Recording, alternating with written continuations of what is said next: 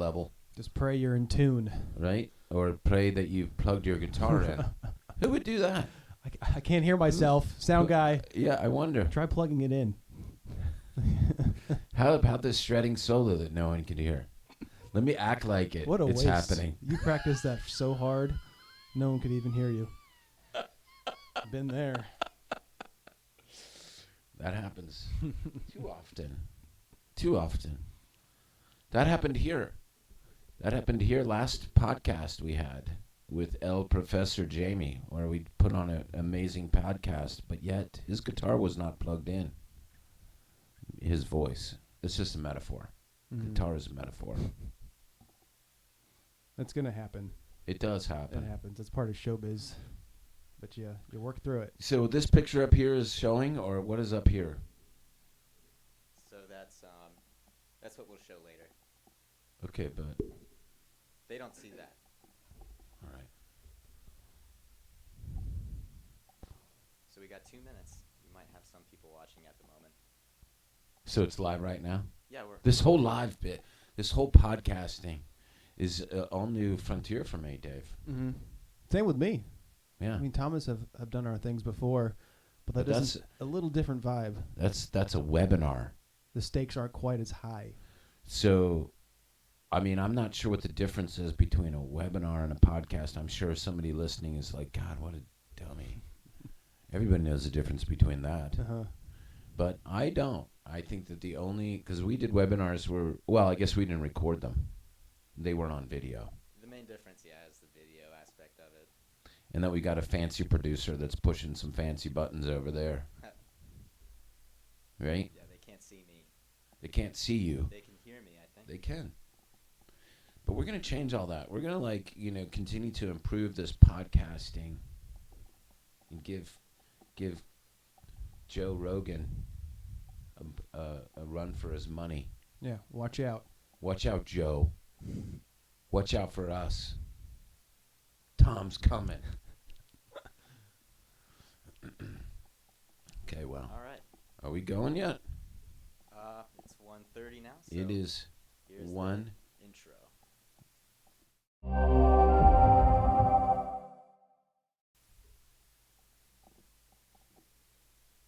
We did the intro already? I did, Okay. yeah. Fantastic. It is episode 2 of the World of Marketing. We're still working on our musical entry. We'll get there. But until We'll get then, that's what you get. So, World of Marketing. Happy to have my friend and coworker David Waiter here with us. Thank you for having me. David, thank you. Thank you. I know you're a busy guy. He is a busy guy. He's like constantly here, constantly working on clients' Yeah. websites. Lots to do. Dave's part of our web services team who came to us 3.5 years ago. Almost to the day. Yes. Now, some of you might think that that's not very long, but in the world of SEO, that's like a lifetime. It certainly is. That's like you've retired 16 times in 3 years. Things have changed so much. You came here, and where were you working before? What were you doing? I was working for a government contractor out in Landover, Maryland, doing quality assurance. Exactly. And when I found you all, it was How did you find us? on Craigslist. I think I Craigslist, might be the wow. only person left who found their job on Craigslist and is still alive. That's funny. So you came in here, and you came in here as a junior SEO. Yep. Yeah. And you were under the tutelage of El Professor Jamie Yeah. Jamie taught me a lot of and what I know and today. Zach, Zach. our friend Zach, who maybe he went to go take your job. Maybe he's Where I working was a government before. contract. I hope not. Right? Really, I would not wish that on That would anybody. be terrible. But yeah, learned a lot since starting. Like you said about SEO, it's constantly changing, and you know what I was being taught 3.5 years ago is a lot different than what we're doing today. So you're constantly on your toes. Yeah, for sure. And so I think that Thomas, I asked you to put together some just so everybody knows who they're talking to. Obviously, you can see them on video, but what do we got first? Oh dear. What are we showing first? This one? Who's This that? pic? That's Who's him. that guy? That's you just recently. So I only point this out because Dave, like, super nice guy. He works with many of our clients. He's kind of an entrepreneurial thinker himself. He came here as a junior SEO dude and went back to school right away. Went to JMU. Back for grad school to Grad study school. business. Yeah, went and Uh-huh. got his business degree. So now he's very smart. He's got his Master of Business degree. So that's that, and he's like, I think he's got his big fancy watch there. He wanted me to point that out. in That this was a picture. gift. Yeah, I didn't realize how prominent that was. So I'm more proud of that than the there you go. actual degree. do we have a picture? He also is a big hiker, right? Oh yeah, I we do have a couple look of at this? things. This is you on your Appalachian hike, Where'd right? you guys get this? So you went on. Didn't you do this last year by yourself on the Appalachian Trail? Yes, this one was from just a couple months ago, but it was on the Appalachian Trail, but not the excursion that you're referring to. So yeah, a couple times a year I like to get out into the Shenandoah, Virginia mountains and just get away for a little bit. Yeah. You're also an Eagle Scout, right? Yes. So you can take care of yourself in Yeah. in these conditions. yeah, yeah, pretty much. It's been a while since I. Oh, this is you in Nam. Yeah, in Nam. No, yeah, this was a couple months ago too. We during my for grad school, we went to Vietnam and Thailand, and this was us in the Mekong Delta for a brief day where we got to explore the canals and all the rivers. So yeah, that was an amazing experience. And you have a big date coming up here, I understand. I sure do. And so what's happening here? Coming soon. In less than Can I have the next picture, what's Thomas? the date today? There we go. Yes. So that beautiful creature that's on top of you is your fiance, Yes, Julia. that is my fiance Julie. So Yes. yeah, that Julie. And Sorry. the big date is July 19th, coming up quick. Yeah. So there's hope for all of you guys out there, as you can see. So yes, I just point that out because you are a super cool guy. But plus, do we have the other picture We got now? a couple more. Oh, Here's a good one. Dear. So you guys might recognize him from this picture where this is him in a Halloween. Well, no, this is you like last weekend. Yeah, Right. yeah. Any given weekend, you might find me in this. Yeah, that's his Slash outfit. And so this was inspired because he's also in Mad Brenda. He's my lead guitarist in Mad Brenda. Mhm. Do we have any pictures of that, Thomas? Should have a few. There we go. There's us playing. Oh, what a blast! Yeah, look That was at- there fun. you I think go. that was my first show with Okay. you guys. This podcast is sponsored by madbrenda.com. So if you want to become a... We had to. There he is, Had to shredding say right it. there. Yeah, my Fender Strat. There you go. All right. So anyway, now everybody knows who Dave is. I just wanted to make that introduction. And so, and the point, part of my point is that you came in here wanting, and you learned SEO, but you found out pretty quickly that SEO is just a piece of the big giant puzzle, right? Mhm. Yep, you can't be effective at SEO if you're working in a vacuum. There's so many other moving parts to web marketing, especially for our clients. We rely heavily on these technical SEO techniques that we do for our clients, but it's, like you said, just one piece of a much larger puzzle. Yeah, and that's what really that these podcasts are about, and what we're always talking to our clients about. Many of you that I know are here because I see the registration list. I have the registration list, and I'm so excited. I hope you all are really here. I can't really tell because I don't know. Who knows? We'll see. Either way, the point of this is to expose or open your eyes or open your minds to other things besides just page one for keywords to get good business in the door. And so we have an actual example from one of the clients that you work with. We're not gonna say the name. We're gonna protect the names because they're innocent Mm-hmm. or something. Yeah, I'll try not to let it slip, but very excited about these guys. Like you said, I probably would consider myself, an SEO specialist, technical Yeah. SEO and things like that, gaining organic visibility, but that's just a piece of what I do with my clients on a daily basis. In addition to SEO, we're also doing email marketing, social media, stuff like that. So not just technical SEO. I definitely like to focus on those sorts of things like rankings, improvements on Google. That certainly gets them more cases, through the door. But there's a number of other techniques at our disposal, especially with DSS, to get them more clients. Yeah, and that's what they're after, right? Obviously, and not necessarily always more, but more better. We want more better. We want more better cases and clients, and so that's part of it too. We all can debate whether being on page one for all your vanity keywords brings you the clients that you are looking for. I certainly have one opinion that most of you that know me know what my opinion is about that. And so I'm not even saying that you shouldn't be on page one for your keywords. You definitely should be beating on whoever's doing your SEO and in your digital marketing to be on page one for all your keywords. However, sometimes that is way more challenging depending upon who's in front of you there and your budget, honestly. And it's not enough just to be there. That's Right. only like the first part of the funnel. Once they get on your site, and that you have a whole nother beast called conversion. So yeah, just getting on page one is half the battle. It's getting those people through the door, building that trust, and convincing them to contact you, and that you have the answers to the questions that they're asking.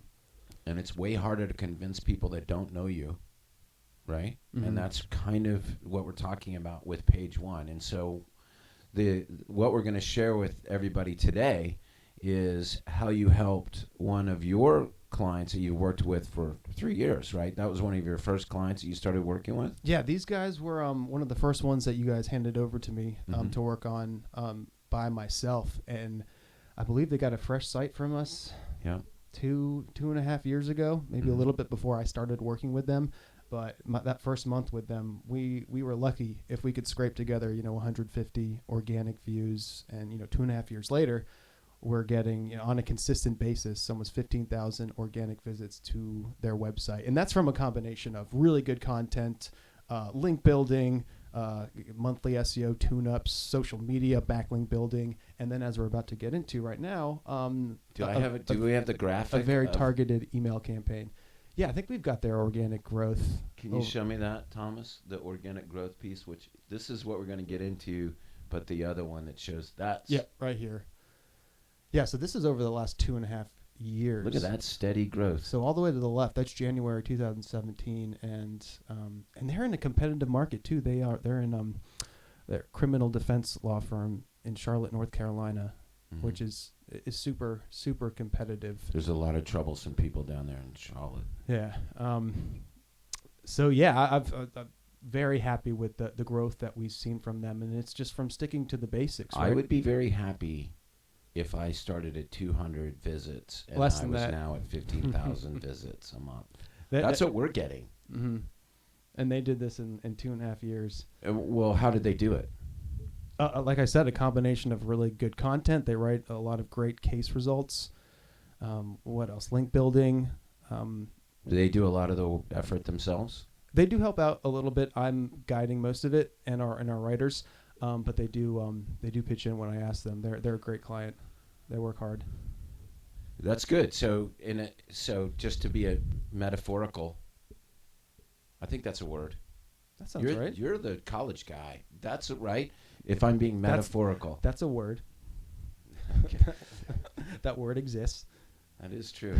I forgot what I was gonna be metaphorical about now, because I was like, is that the right word? It'll come back to me. This is happening to me lately. All of a sudden, ever since I became a grandfather, like I don't know what's happened. Like I forget things. That's okay. Is it? Anyway, okay. I think what I was going to talk about is the fact that you are guiding them, but they are doing the work. Mm-hmm. Metaphorically, is like they have when they come to it's like they come to the gym. They sign up for a gym, and you are their trainer, and they have to do the work when you're not training them. Mm-hmm. Most of the work, like any exercise program or weight loss or get in better shape program, involves a lot of nutritional stuff that has nothing to do with the trainer. That's you telling them, okay, I need you to write content. Mm-hmm. Okay, I need you to get reviews. And they are doing that. So that's a big part of it. You cannot do this alone, no matter what. The client they have to do it. Yeah, So it's yeah. been a perfect mix of good guidance and then excellent help from their part. They've gotten probably almost over 300 Google reviews. Now they have a lot more volume of cases because they do criminal law and traffic tickets, but that's been a huge factor in this growth is review generation, writing case results, writing library articles when I need them to. It's just been a great overall partnership. But they've been doing it. They've been executing. Yeah. They've been executing the growth plan. Where's the damn growth plan? Here's the growth plan, Thomas. Oops, I think I donked this. But right, let me see if I can get the camera. Here's our growth plan, and that's what they're executing. Right. All these pieces. Yep. Now we're on email marketing. That's what we're talking about today. Mm-hmm. So we're in this, but you talked about content. Content is the base. We're gonna have to do a better job with our visuals. I feel like Dave Freeze. I should write really tiny, illegible. That's it. Damn. I need more practice. This is good. It's authentic. Right. That's right? the point of a podcast. That's it. Okay. Anyway. So, big part of it is they implemented the stuff that they needed to do, and we see this over and over again. We have lots of clients. Some implement, some don't. Those people on this call, or pardon the podcast, know who you are. All right. So, for instance. A swear law, they implement like nobody's business. Cut again law, they implement like nobody's business. They implement. And that's really what you got to do. So they're doing all, your guys down in Charlotte, they're doing all of this great stuff. They're on page 1 for all keywords. Mm-hmm. There's more always. They are got their reviews down. So they got a lot of good things going on. But you guys are doing strategy and stuff like that. Yeah. So tell me a little bit about what you came to them, and we can go back to the other slide, Thomas, about the why did you introduce this email marketing campaign? Tell us a little bit about why, what your ideas were. Well, like I said, we were basically doing just about everything we could from a web marketing standpoint with them. One thing I wanted to try out was retargeting their referral list. Now, as criminal defense attorneys, they have a unique opportunity to recycle some of their past leads, whereas like in a personal injury case, and past clients, yeah. Personal injury cases, you get a good settlement, you wrap up, the client and the attorney essentially part ways. Hopefully they meet back up again in some other fashion, but for the most part that relationship is over. Whereas in criminal cases, even if they are able to get a good outcome for, let's say, somebody who needs help with a DWI or a drug offense, there is this unique opportunity to get that charge expunged from their record. So rather than hoping that their past clients will remember to do it, discover this on their own, or remember to do it, yeah, why not just reach back out periodically and remind them that in addition to these services that they provide, we also do these other things. If you're having trouble, getting a job or moving on with your life after this conviction, there are ways that we can seal this from your record and help get you back on the path that you want. So essentially what we did was build in DSS a very, very straightforward, streamlined email marketing campaign that centered around educating their past clients on expungements, what they are, who might qualify for them, and encouraging them to reach out if they're interested in learning more about that. And yeah, here's just a few of the numbers that Thomas has up there. Fortunately, this law firm had been doing a really good job tracking all of their leads and all of their clients. I think DSS was their primary CRM, so we already knew that we had some very accurate data.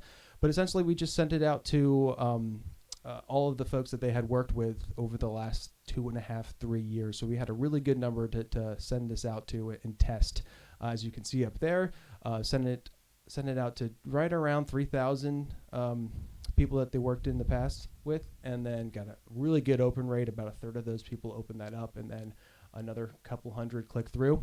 And that actually ended up turning into a few folks who contacted them about expungements. Yeah, they got some sales out of it. So it was pretty effective. We talked about this earlier. It wasn't mind blowing in terms, but you're not going to get a whole lot for that.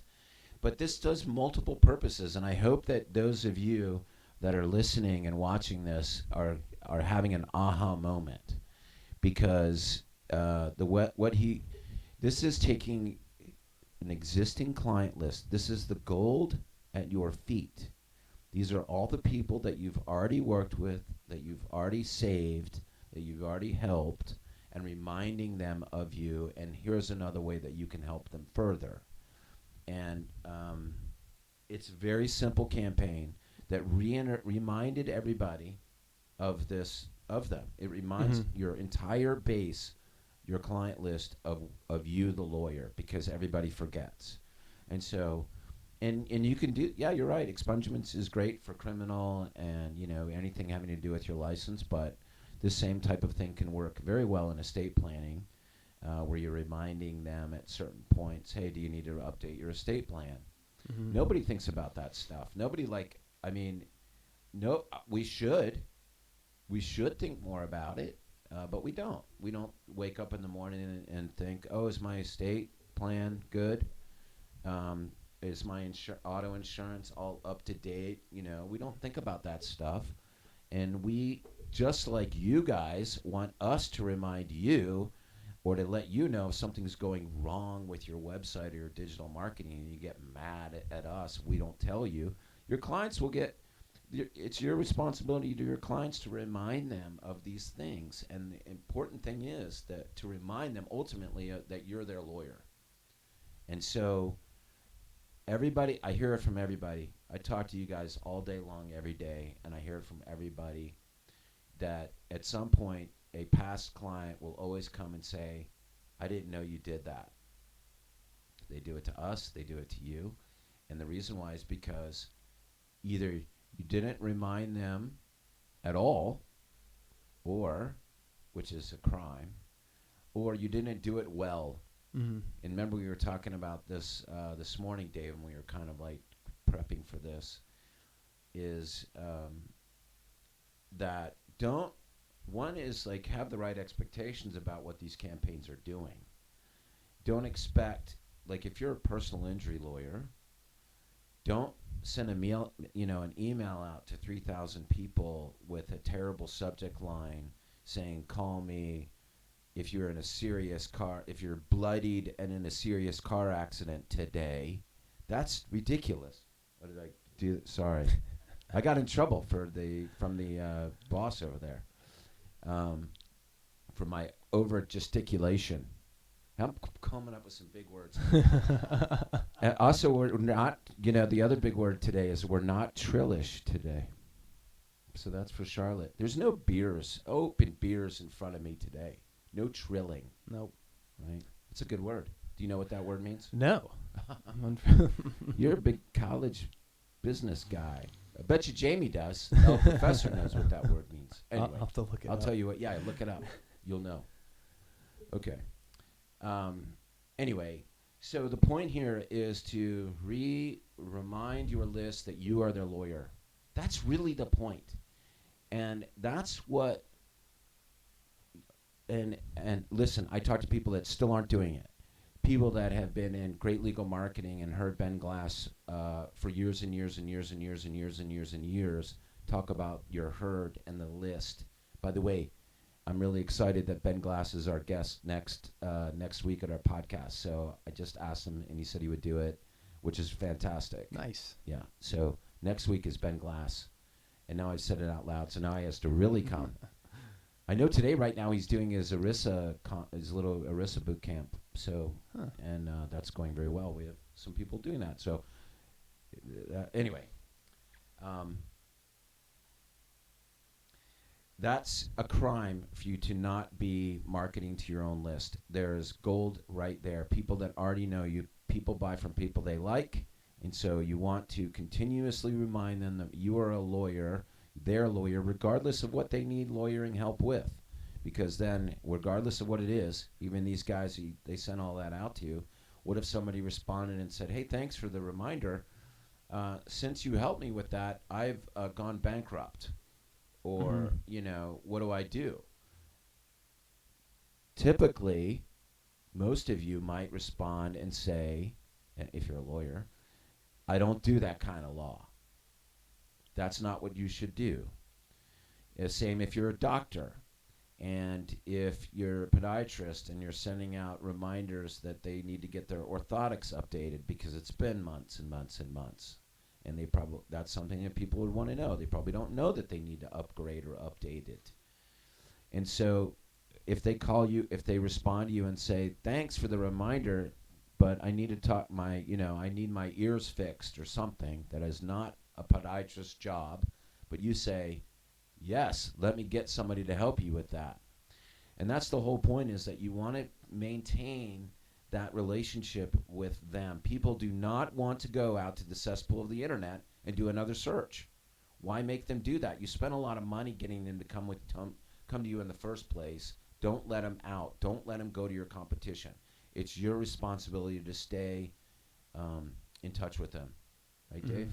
Yeah, and that starts with being organized. I can't tell you how many times we've tried to set up an email campaign like this, and we've got, they have a lead list, but it's so fragmented in different places, and trying to get a consolidated list is really difficult. So, starting as early as possible, getting organized and tracking your leads and clients is only going to make things easier as you try and go about doing something like this.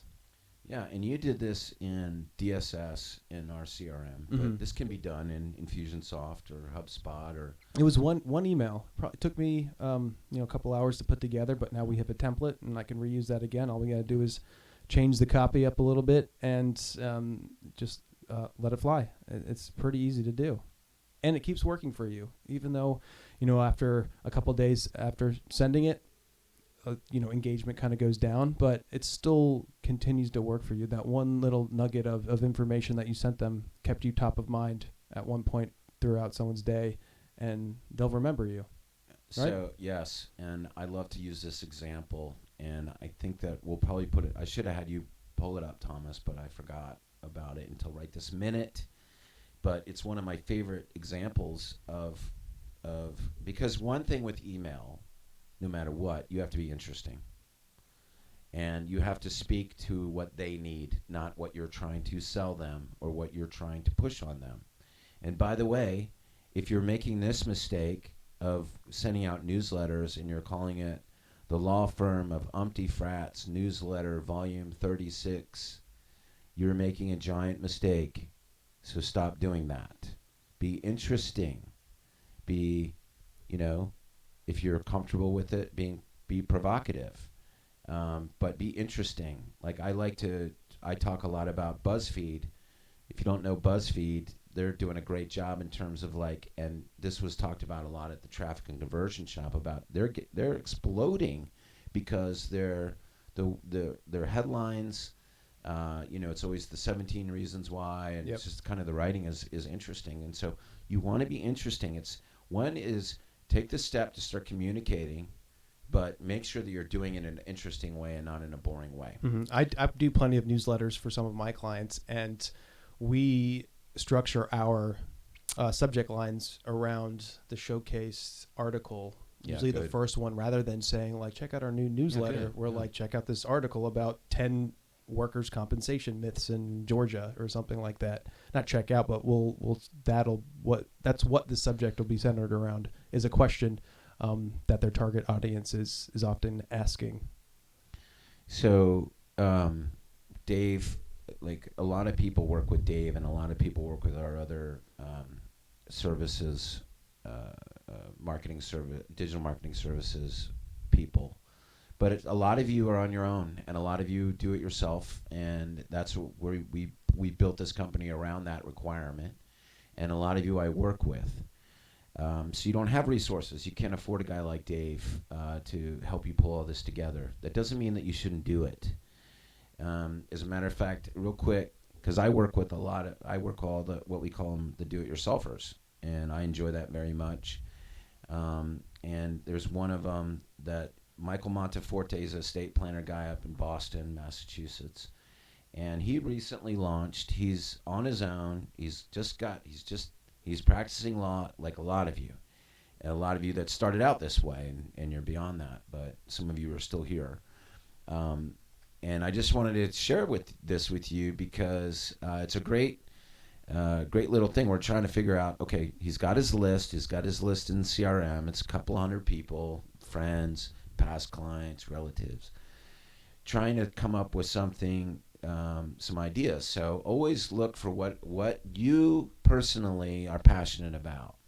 So, I mean, Dave, you and I, Dave, we love rock and roll. We play music together, so we always have that kind of in common. So that's kind of one of the reasons why I displayed that up there. So people that also like rock and roll will be like instantly like, oh, Dave's cool. Mm-hmm. And, some of you will see that we'll do that with Marine Corps, Star Trek, whatever silliness. And it's not just my interests, it's other people's interests. That's true of what you should be doing. So in this particular, Michael Monteforte's thing, I'm like, what do you like to do? Besides, he's a big Red Sox fan. I didn't get into that. That's his business. Whatever he wants to do there. But another thing that he really likes is Game of Thrones. Now, it's all over now, Game of Thrones. We all know the outcome. But at this particular call, it was after the second episode of what was this, season 9 or whatever? I can't even know. Was it? I think it was eight. Yeah. Anyway, last season. Anyway, and of course, everything. If you haven't watched it, whatever. If you watched it, you know what I'm talking about. But we were talking, and I said, well, one of the things that you might want to do is like write a blog post if you were going to give estate planning advice to Jon Snow. Jon Snow is the big dog in the Game of Thrones trilogy story. Anyway, so he wrote this blog post, and it was really funny and well written, and his personality, and he sent that blog post through the CRM to his list and doubled his traffic in one day. Think about that. He got some re-inquiries. That's funny. Of course, he got the normal stuff from people. That's fine. But the point is now he's back in their memory again. That was a cool topic. Yeah. That was really creative. Yeah. And I encourage you guys to go check it out. Michael Monteforte in Boston. Great guy. The point is that's just what he did, but all of us can do that. That's how I started this whole company doing that. That's how Ben started, just being different and talking about things. What are we doing over there, producer Thomas? Thomas is messing with all the volume controls. And we're still working on this, right? We're still working on the tech. It's all good. At least we got the part of that out of there. Yeah, a little bit. Let's see. Dampened. Next we'll see if he edits it out this time. Anyway, so the whole thing is be interesting. Be who you are. I had another conversation with a client yesterday about this, because most lawyers are boring, and they're like, okay, I choose to be boring because that's what other lawyers are doing. Well, be different than that. What everybody else is doing, be different. Because so many are still not doing it. So many are still not tackling their own list. We have clients that even though they did not take the case, they took in the prospect or the lead and referred them out. But they, even though they didn't do the case, got the review. Yep. You see that a lot, right? That happens a lot, especially in the world of personal injury, workers' comp. It's a lot more difficult to get a good review through the door. So any interaction you have with somebody, even if you end up referring them elsewhere, it can lead to something beneficial for you and your web marketing. Yeah, because even if they came into you and it's not the best case for you, they're on your list now. They should be, if you've got it working like you've gotten lots of clients working. And most of you will get it working if you haven't already done it. Anyway, so I think that we've beaten that one up pretty good. Yeah. One, we're talking about like really just communicating with your list and doing it without being annoying. Don't overdo it. Don't send them multiple emails a day. Like, we just fixed that. We were doing that. We went a little overboard. Oops, sorry, but we dialed it back. But an email, like if you can get an email out a week, you're better off than no emails. Yep. If you can get an email out every 2 weeks, you're better off than not doing it at all. One a month, do it. It's better than none a month, right? Yep. And whether you call this an email newsletter or you just call it an email blast, it doesn't matter in the CRM. And then plus, anyway. And if you need help with this, of course, we are now offering, here's my blatant offer for doing our newsletter. We have a newsletter service. We recently launched it. If you need help doing a newsletter, Dave will play the guitar for you. That's the offer. Right. He will make it. There we go. So anyway, we'll send you this link. It's an email newsletter, but we can help build this for you. Get your list into DSS. Even if you're not with us, we can help you do your newsletters and show you what a joy it is to work with people like us, and then you can become a client if you're not already. Anyway, all right. So what if somebody's just starting out? What would you recommend that they do? Like you said, get organized. So let's talk a little bit more about that. Like step one, we got to get the list. Mm-hmm. So the list is in multiple places. Yeah, some people have it in a spreadsheet, some other CRM that they've been using, years ago. Now that they've got this other one, they don't have the time to consolidate them and reformat and all that. I'd say put aside a good half day, several hours to get all of that in check, and get it in one spot. Whether it's in DSS or some other CRM that you're using, you want to make sure all of that is organized and consistent and well tagged, so the difference between someone who's a family member or a friend or somebody who was a personal injury case or a med mal case. You want to be able to slice and dice it depending on the type of newsletter or type of email you're sending out. That's a great point. You said family member. Remember that most of the people, I'm going to look at my list, that are registered. But, I mean, we're working with solo and small firms and practices, not very many megawatt firms. So you all are boutique firms, really. And so you are a brand. Your brand is your name. And that is what people come to you for, is your brand. And so when somebody says you need to use my friend, or the guy that coaches my soccer team, or the guy that is the deacon at the church, he's my lawyer and his name is Scott Swear, people are going to do what? What do? They type that name into Google. They go search for the name directly.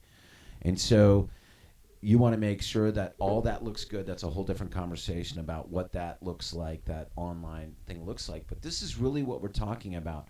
Your friends and family, especially when you're a boutique firm, are your best sales people. And we all can agree, well, maybe some of you, maybe not, but most of you will agree that your best cases and clients come from referrals. Referrals from past cases and clients, or past, and from friends, relatives, or other lawyers that know you. Not very many people have argued with me about that point, although I'm sure some people will. Yes, of course, I know that some great cases come in through some vanity keyword search. I'm not arguing that. But more come in through this other angle, which is through your own list, because people want to refer people to you. People do not want to go out on the internet and do searches if they already know somebody, right? Mm-hmm. So I agree. I mean, like, that's got to be the first, get that list in there. And a lot of them, they don't know where the list is. And if you lost it, then today's the perfect day to Right. start, getting everything together. I mean, if there's if you can't get everything together and consolidated, start doing it right today. Now, another thing that that I just want to add that was of interest was your follow-up. We had a follow-up meeting after this email thing that you did, this email campaign. The landing page Yeah. optimization one? Yeah. What about that? Yeah, so let's kind of talk about that because that's where the email, that's what you were talking about, conversion. Mm-hmm. And so what did you discover when you were doing your analysis? For the... Yeah, for the campaign, that they were coming in, 75% were coming in through mobile? Yep, but that was for a different landing that page, was for- unrelated to Right. expungements. But that's definitely a factor you want to pay attention to, where your traffic is coming from, because that can be a huge influence on your strategy for conversion. If most people are coming in through a mobile device, you want to make sure that that page is well formatted for mobile devices, because if it's not, if you've got a wonky picture that looks great on desktop but covers up a big chunk of your content, that might drive some people away. And there's a couple other factors too. Well, 100%, but I think that the point is that you better be paying attention, everybody, to what your mobile stats are, because that tide has turned. I mean, that most people are going to mobile. Our producer's over on his mobile phone right now, like checking his Instagram or kind of whatever he's doing, or what is that app that? Never mind. What is a dating app? What is that thing There's called? tons. Yeah. I don't know. It's like what? Bumble? Bumble. Yeah, like he's flipping through his Bumble account or whatever. Anyway, anyway, mobile, right? That's the whole point. And so everybody spends way too much time and attention on traffic, on getting traffic, on page one, and not enough time, or they don't balance the effort on, like what you said, on conversion. So there's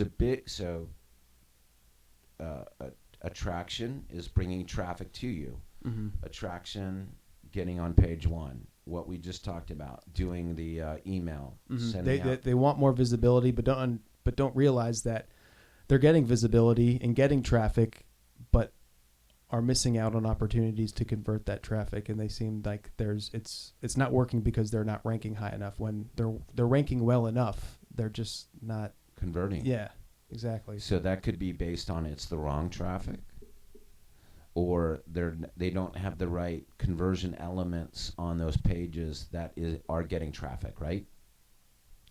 So this is what we were talking about with the landing page exercise that we did about how do we improve high traffic pages that aren't converting as well as we want them to. One thing is to give them an opportunity, make it very clear how to convert. In DSS, it's very easy. We can have that module feature on the back end of DSS where we can add mini contact forms, related links to FAQs. And a lot of times we'll find these pages that are getting a lot of traffic and they don't even have a mini contact form on there. What better way to convert than giving them an actual vehicle for them to submit their information? So that's one thing. Images are obviously a great way to increase conversion. Relevant videos, internal linking. As an SEO analyst, I definitely like this tactic. If you have a great piece of content, you want to make sure you have links within that content that send people to relevant articles, that keeps them clicking through to other pages. You don't want them to just consume the content. You want them to have a logical, natural path on what to do next. So that's kind of like the logic behind how we get people to convert. Yeah, and it's constantly improving. It's a journey. Mm-hmm. You know, it's never done. I don't know any time where I've ever like raised my hands in victory and said we have solved the marketing game. That's just not. It doesn't happen that way. You're always squeezing more out of it. That's why we say things like A/B split testing and but the point is that you got to get it rolling out there, and you tweak it and improve it. You tweak it and improve it. What's like this email campaign that you just started? You can see already. We already talked about it. Like, what can we do to make it better? And we know we got something.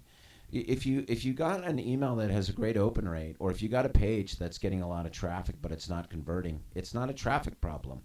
It's not a page one problem. It's a conversion problem. That could be easily fixed with some design changes, with some better calls to action, like Dave was saying. So what I encourage you all to do is go log into DSS if you're a Foster client. If not, go log into whatever analytics programs that you use and see what your top pages are. I can guarantee you that a lot of those top pages are not converting, or you'll be surprised about what your top pages are. If your top pages are like any kind... What was that? Oh, wow. Well, that was good. That was a voice from on high.